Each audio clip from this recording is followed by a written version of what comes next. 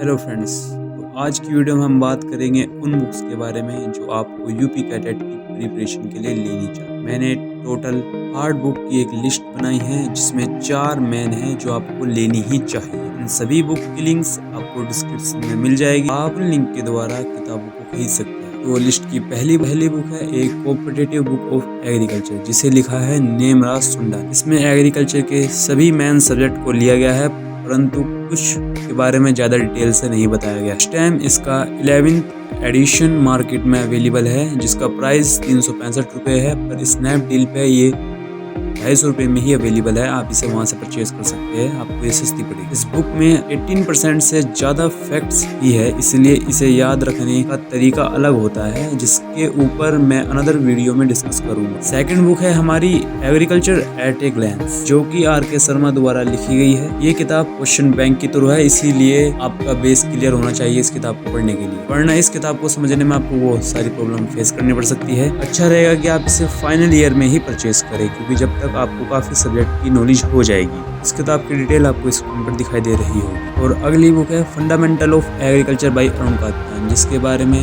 लगभग हर एग्रीकल्चर का स्टूडेंट जानता है। इसकी 2 वॉल्यूम मार्केट में अवेलेबल है। हमेशा की तरह सेकंड वाली ज्यादा मोटा। फर्स्ट वॉल्यूम में आपको स्क्रीन पे दिखाई दे रहे हुए सभी सब्जेक्ट मिलेंगे। इन दोनों ही बुक्स में मेन टॉपिक को ही एक्सप्लेन किया गया है, इन्होंने सब्जेक्ट को एक्सप्लेन करने पे इतना ध्यान नहीं दिया।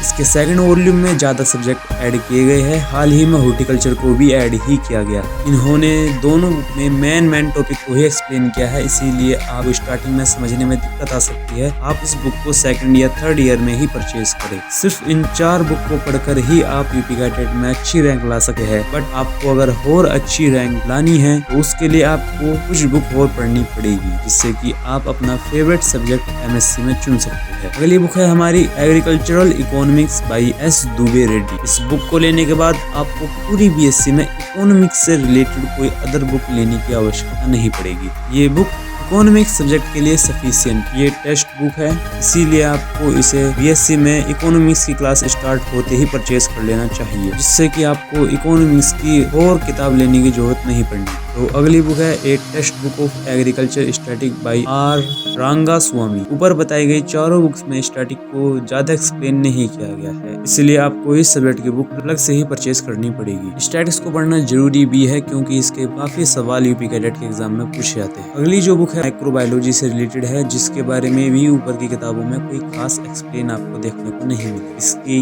प्रिपरेशन के लिए आप 12th की NCERT की बुक पढ़ सकते हैं, वो सफिशिएंट है। और अच्छे से पढ़ने के लिए आप क्लास के दौरान इस सब्जेक्ट के नोट्स बनाते रहिए या फिर हम इसके नोट्स अपनी वेबसाइट पे प्रोवाइड करा देंगे। वेबसाइट की लिंक डिस्क्रिप्शन में मिल जाएगी, आप जाकर चेक कर सकते हैं। तो एग्रीकल्चर से रिलेटेड आखिरी बुक है ए text book of animal husbandry. अगर आपको MSc में एनिमल हस्बेंड्री या डेयरी से रिलेटेड कोई सब्जेक्ट लेना है तो आप इस बुक को परचेज कर सकते हैं, नहीं तो आपको इस बुक को अलग से खरीदने की कोई जरूरत नहीं, ये लाइब्रेरी में भी मिल जाएगी। या फिर इस सब्जेक्ट से रिलेटेड आप कोई भी किताब ले सकते हैं। यूपी कैडेट में करंट अफेयर से भी क्वेश्चन पूछे जाते हैं, इसलिए आप मंथली करंट अफेयर मैगजीन्स भी ले सकते हैं। पर आपको इन्हें परचेज करना एग्जाम से 7 या 8 मंथ पहले ही स्टार्ट करना चाहिए, जब तक के लिए आप न्यूज़पेपर पढ़ें। उसके लिए आप हमारे टेलीग्राम चैनल को ज्वाइन कर सकते हैं, वहाँ डेली इंग्लिश के अखबार अपलोड किए जाते हैं। हमारे साथ बने रहने के लिए आपका धन्यवाद। जय हिंद, जय भारत।